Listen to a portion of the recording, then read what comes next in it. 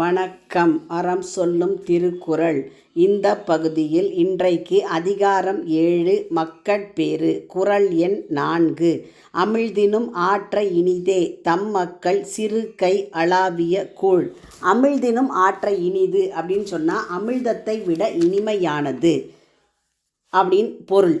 இப்போ அமிழ்தத்தை விட இனிமையானது எது அப்படின்னு வள்ளுவர் சொல்கிறாருன்னா, தம் மக்கள் தன்னுடைய பிள்ளைகள் குழந்தைகள் சிறு கை அளாவிய கூழ், சின்னஞ்சிறு பிஞ்சு கைகளால் பிசைந்து எடுக்கப்பட்ட உணவு, அது அமிர்தத்தை விட இனிமையானது அப்படின்னு சொல்லி வள்ளுவர் சொல்கிறார்.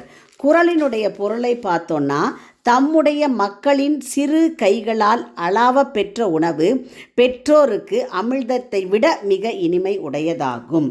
இப்போது பெற்றோர் சாப்பிட்ற போது பக்கத்தில் இருக்கிற குழந்தை என்ன பண்ணும்? தன்னுடைய சின்ன கையால் அந்த சாப்பாடை தொடும், குழப்போம். அதுக்கப்புறம் அதை எடுத்து கீழே சிந்தி எடுத்து அது வாயில் வச்சுக்கும். அதுக்கப்புறம் தன்னுடைய அப்பா அம்மா வாயில் ஊட்டி விடும்.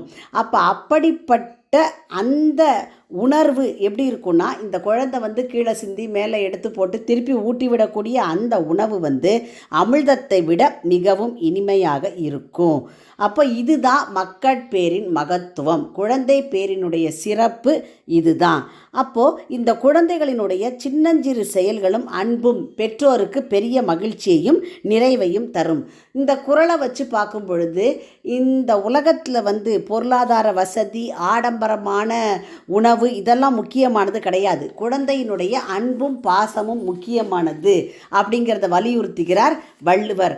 அப்போ பெற்றோருக்கு தன்னுடைய குழந்தை தன்னுடைய சின்னஞ்சிறு கைகளால் பிசைந்து எடுத்து கொடுக்கக்கூடிய உணவு அமிழ்தத்தை விட இனிமையானது.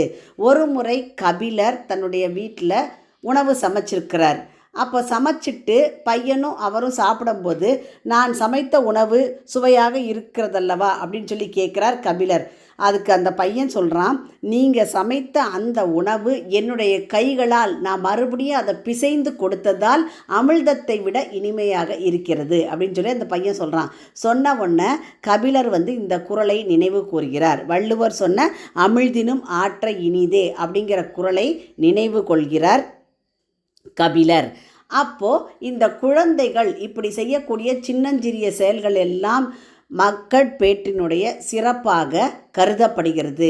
அதனால தான் குழந்தை ஒவ்வொரு வீட்லேயும் தவழணும் அப்படிங்கிறத பெரியோர்கள் அப்போலேருந்து இப்போ வரைக்கும், ஒரு திருமண வாழ்க்கை எப்போ மகிழ்ச்சியையும் மன நிறைவையும் தரும்னு சொன்னால், குழந்தை செல்வம் இருக்கின்ற பொழுதுதான் நிறைவை கொடுக்கும். இந்த குறளுக்கு ஏற்ப புறநானூற்றில் ஒரு பாடல் ஒப்புமையாக இருக்குது.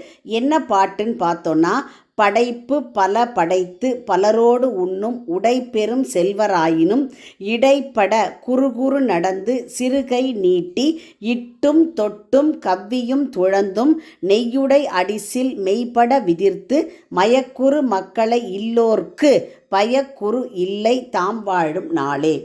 அதாவது மனதை மயக்க செய்யக்கூடிய பிள்ளைகள் இல்லாதவருக்கு அவருடைய வாழ்நாள் வீணானது, பயனற்றது அப்படின்னு சொல்லி புறநானூற்று பாடல் காட்டுகிறது. மீண்டும் குறள்.